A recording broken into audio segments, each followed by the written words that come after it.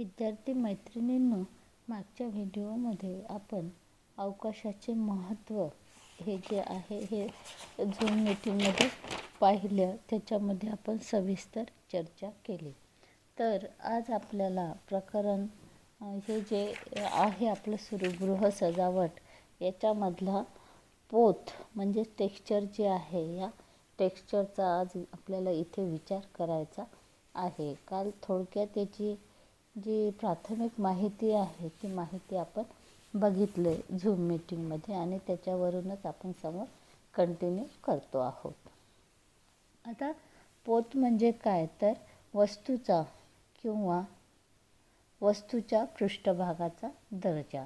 म्हणजे वस्तूच्या पृष्ठभागाला स्पर्श करून किंवा तिच्याकडे दृष्टिक्षेप टाकून आपण पोत जे आहे हे पोत समजू शकतो. आता पोत जे आहे, पोत कशावरून समजते की ते आपल्याला हाताला स्पर्श करून. आता पोताचे जे प्रकार आहे हे 2 प्रकार आहे पोतामध्ये. एक आहे स्पर्शजन्य पोत आणि दुसरं दृक्पोत. आता स्पर्शजन्य पोत. आता स्पर्शजन्य म्हणजे काय, नावामध्ये स्पर्श करून हाताला लागणारं जे पोत आहे. म्हणजे एखाद्या वस्तूच्या पृष्ठभागावरून जर हात फिरवला आणि हात फिरवला असताना जे काही पोत आपल्याला समजते, कशातून समजते, स्पर्श केल्यामुळे, त्या पृष्ठभागाला स्पर्श केल्यामुळे जे काही पोत आपल्याला समजते त्याला स्पर्शजन्य पोत असं म्हटल्या जाते. आता याचं उदाहरण आपल्याला देता येईल. जसं खरखरीत आहे, गुळगुळीत आहे, मऊ आहे, कठीण आहे. म्हणजे हाताच्या पृष्ठभागाला जर अशा प्रकारचे स्पर्श होत असेल जे जाणवते, तर त्याच्यामध्ये खरखरीत, गुळगुळीत, मऊ, कठीण इत्यादी पोताचा समावेश होतो. म्हणजे जर आपण हाताने त्या वस्तूला स्पर्श केला तर. ठीक आहे. त्याच्यानंतर आहे आता दृक्पोत. दृक्पोत म्हणजे काय, तर जे पोत वस्तूकडे पाहून समजते त्यांना दृक्पोत असं म्हणतात. आता दृक्पोत, दृक म्हणजे पाहणे. एखाद्या वस्तूकडे पाहून आपल्याला जे समजते त्याला दृक्पोत म्हणजे पाहण्याच्या याच्यातून जे आपल्याला पोत समजते त्याला दृक्पोत असं म्हटलं जातं. तर पोताचे असे 2 प्रकार, स्पर्शजन्य पोत आणि दृक्पोत. त्याच्यानंतर आपण पाहतो याचं महत्त्व पाहत असताना मानवी जीवनामध्ये पोत ही जी गोष्ट आहे ही फार महत्त्वाची अशी आहे. कारण इंटेरियर डिझाईनमध्ये हे पोतसुद्धा फार महत्त्वाचं आहे. आता काल काही मुलींनी मला इंटेरियर डिझाईन म्हणजे काय असा प्रश्न विचारला. तर इंटरनल डिझाईन म्हणजे घराच्या आतील भागाची सजावट, अंतर्गत सजावट. आता याच्यामध्ये पोत, साहित्य आणि वस्तूंना वैशिष्ट्ये आणि रुची प्रदान केली जाते. म्हणजे मानवी जीवनामध्ये जे काही आपण पाहतो की घराचं जर डिझाईन करायचं असेल किंवा घरांना सुशोभित करायचं असेल तर त्यामध्ये पोत हे फार महत्त्वाची अशी भूमिका बजावते. आता हा जो पोत आहे याचा मानवी शरीरावरती परिणाम होतो. म्हणजे पोत जे आहे या पोताचा आपल्या मानवाच्या शरीरावरती फार मोठा परिणाम होतो. तर तो कसा होतो नाही का, तर आपण पाहतो की खरखरीत पोताचे फर्निचर चे साहित्य जे आहे ते आपल्याला त्रासदायक होते आणि अस्वस्थ करते. समजा एखादं फर्निचर आहे की ज्याचं पोत जे आहे, टेक्स्चर जे आहे हे कसं आहे, खरखरीत आहे. आता अशा फर्निचरवरती तुम्ही बसले, आपल्याला उदाहरण घेता येईल की समजा सोफ्यावरती तुम्ही बसलेले आहात आणि सोफ्याचे जे हात आहे ते गुळगुळीत न राहता खरखरीत आहे, बरोबर आहे.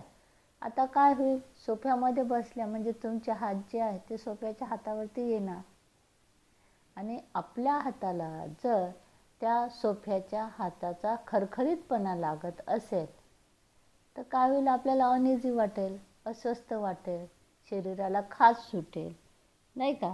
तर हे जे फर्निचर आहे तर याचा मानवी जीवनावरती किंवा आपल्या शरीरावरती कसा म्हणजे असा चांगला परिणाम होणार नाही, ते आपल्याला त्रासदायक वाटेल. त्यानंतर आपण पाहतो की पोत प्रकाश परावर्तनावर परिणाम करते आणि त्यामुळे रंगावर परिणाम होतो. आता एखादा पोत आहे, एखाद्या भिंतीचं पोत आहे खरबडीत, तर त्याच्यावरती जे प्रकाश पडतो, खडबडीत असेल, डार्क असेल, कठीण असेल, तर त्याच्यावरती जो प्रकाश पडतो तो प्रकाश काय होतो की त्यामुळे रंगावर परिणाम होतो. म्हणजे पोताच्या प्रकाश परिवर्तनावरती चांगला परिणाम होत नाही. त्याच्यानंतर आहे की चकचकीत आणि गुळगुळीत पृष्ठभाग जास्त प्रमाणात प्रकाश परावर्तित करतात.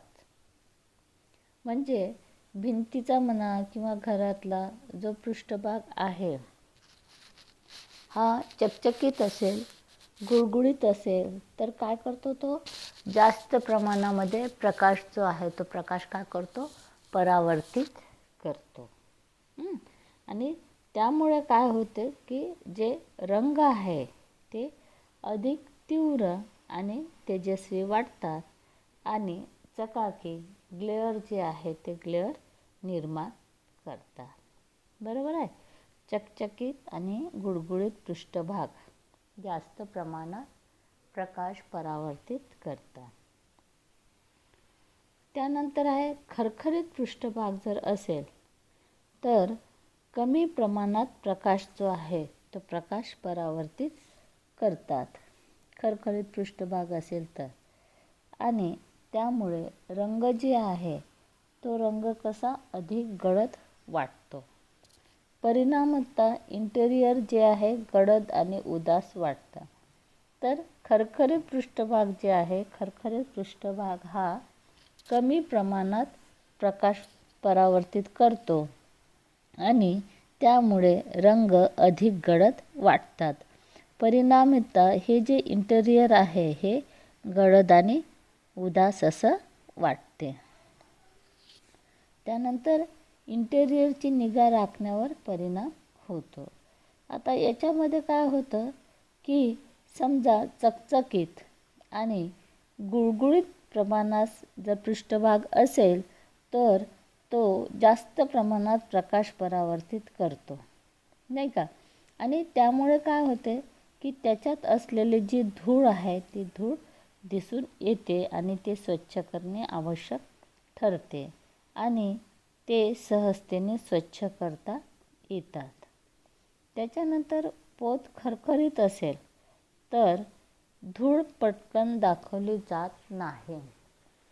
एखाद्या भिंतीचा पृष्ठभाग जो डेकोरेट केलेला आहे तो जर खरखरीत असेल तर त्याच्यावरची जी धूळ आहे ती पटकन दाखवल्या जात नाही आणि त्याच्यामुळे त्याच्या स्वच्छतेला जो वेळ आहे तो वेळ लागतो.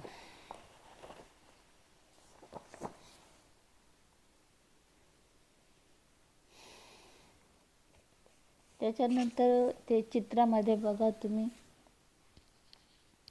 मऊ पोताचा गालिचा, एकदम सॉफ्ट गालिचे तुम्ही पाहिलेले आहे घरामध्ये. साधारणतः समोरच्या रूममध्ये गालिचे जे आहे ते अंतरण्यात येतात. तर हा जो गालिचा आहे, हा वरचा जो गालिचा आहे तो मऊ पोताचा दिसतो आहे. आणि खाली जो आहे तो बघा, खालचा आकृती 7.9 ब हा जो आहे हा खरखरीत पोताचा गालिचा आहे. आता इंटेरियर डिझाईनमधील पोत जे आहे हे अशा पद्धतीने इथे आपल्याला दाखवलेलं आहे.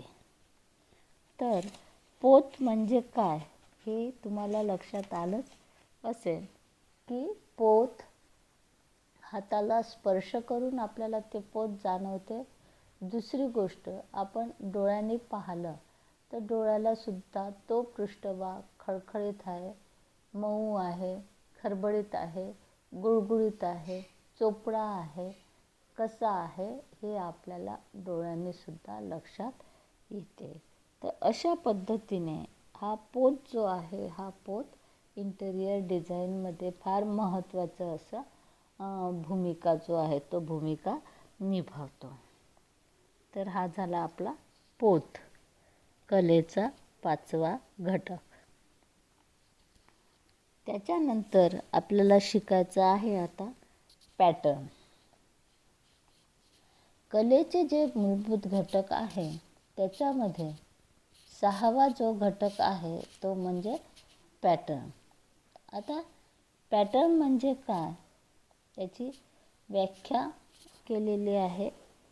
पॅटर्नचा अर्थ कोणत्याही पृष्ठभागावर केलेली समृद्धी असा दिला जातो. म्हणूनच पॅटर्नची व्याख्या जी आहे ही पृष्ठभागाची कोणतीही समृद्धी अशी केली जाते. म्हणजे पॅटर्न काय, आपण जसं म्हणतो ना, हे ड्रेसचं पॅटर्न छान आहे, हे ड्रेसचं पॅटर्न चांगलं वाटते, या ड्रेसच्या पॅटर्नची फॅशन आहे. पॅटर्न म्हणजे मराठीमध्ये त्याला आपण नमुना म्हणूया, नाही का. तर हा जो नमुना आहे हा नमुना कोणत्याही पृष्ठभागाची केलेली समृद्धी म्हणजे पॅटर्न होय. आता काय होतं की हे जे पॅटर्न आहे या पॅटर्नचा उपयोग केल्यामुळे खोलीमध्ये जिवंतपणा आणण्यास आणि आस्था निर्माण करण्यास एक प्रकारचे मदत होते.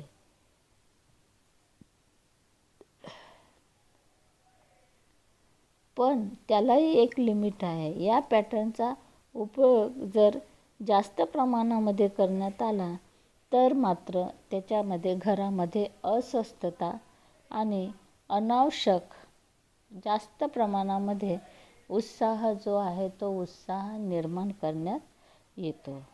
आता खोलीमध्ये किती प्रमाणात पॅटर्न असावा यावरती सुद्धा वेगवेगळे मतं जी आहे ती मतं दिलेली आहे.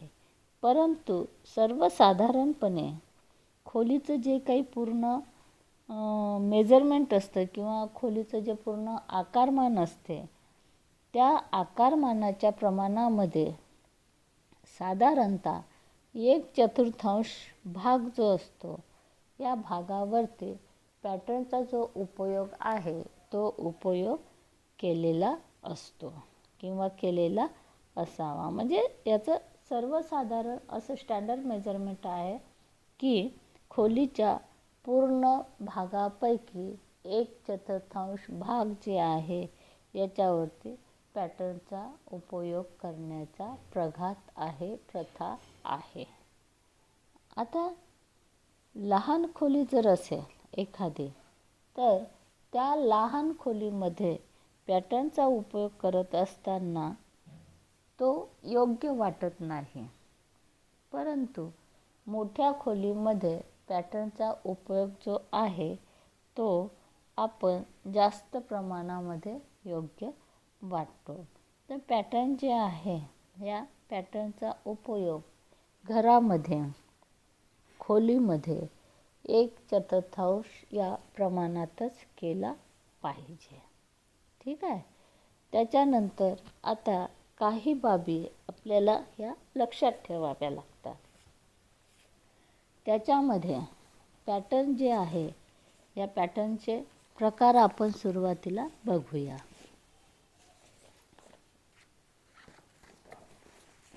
पॅटर्नचे प्रकार आहेत 4. एक आहे नैसर्गिक घटक.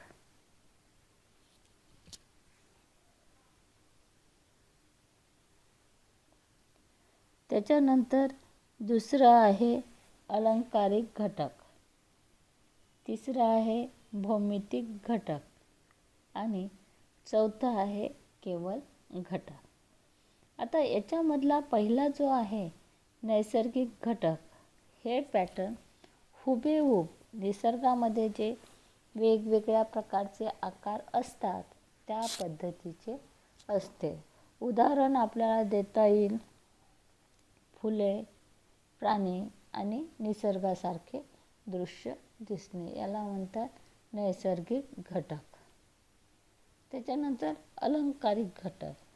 आता हे सुद्धा कसं निसर्गावरतीच आधारित असते, परंतु रेषा ज्या आहे ह्या साध्या केलेल्या असतात आणि काही सजावटीसाठी काही काल्पनिक आकार जे आहे ते आकार मांडले जातात. अलंकारिक घटकामध्ये हे पॅटर्न नैसर्गिक आकारावर आधारित असतात आणि रेषा जी आहेत त्या रेषा साध्य केलेल्या असतात.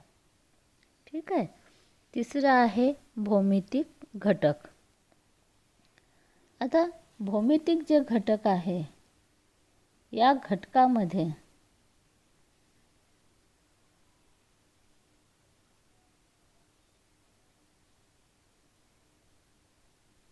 भौमितिक म्हणजे भूमितीचे जे आकार असतात, जसे चौकोन, वर्तुळ, त्रिकोणाकार, वर्तुळाकार, आयताकृती, लंबगोलाकार, अर्धलंबगोलाकार, अर्ध, पूर्ण सर्कल, नाही का. तर हे जे आहे हे काय आहे, भौमितिक घटक आहे. आणि भौमितिक घटकामध्ये हे जे घटक आहे हे पूर्ण भूमितीचे जे आकार असतात त्या आकारावरती अवलंबून असतात. याच्यामध्ये वर्तुळ आहे, आयत, त्रिकोण आणि त्यामध्ये वेगवेगळ्या प्रकारची विविधता जी आहे ती विविधता दर्शविण्यात येते.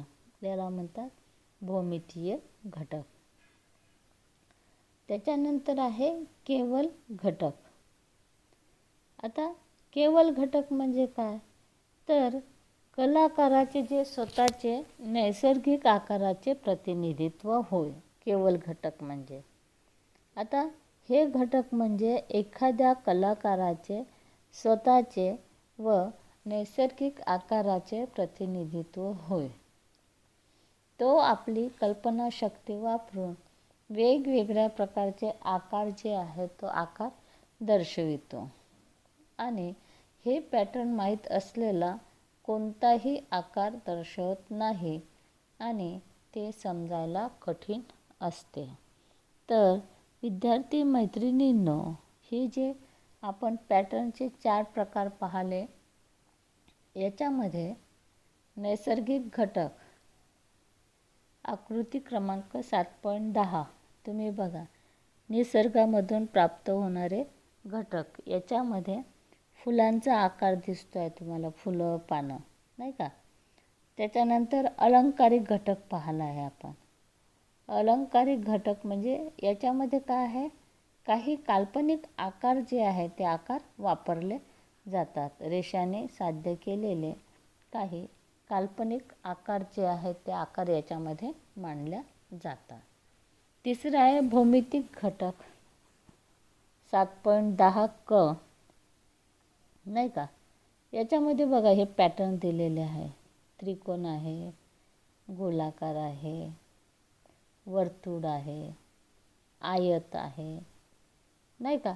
म्हणजे भूमितीचे जे काही आकार आहे त्या आकाराचा उपयोग करून हा जो पॅटर्नचा तिसरा प्रकार जो आहे भौमितिक घटक, हा भौमितिक घटक त्याच्या संबंधीची डिझाईनला मराठीमध्ये नमुना म्हणतात, तसे या आकृतीमध्ये दर्शविलेलं आहे.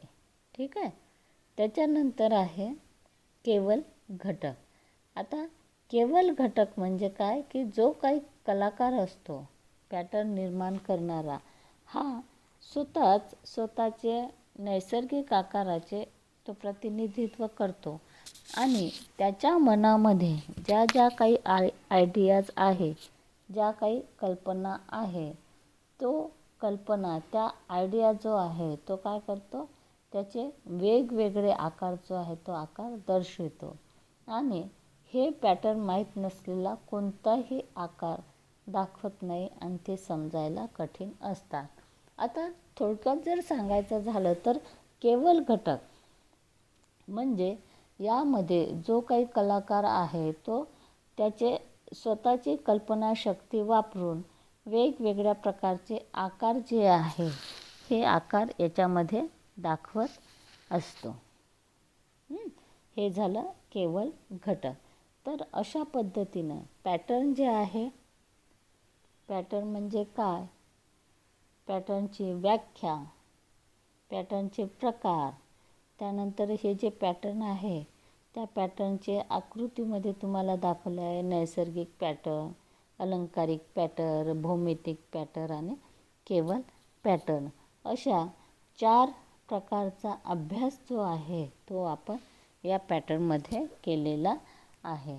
तर अशा पद्धतीनं कलेचे जे काही घटक आहे या घटकाचा अभ्यास जो आहे तो आपण या व्हिडिओमध्ये केलेला आहे. धन्यवाद.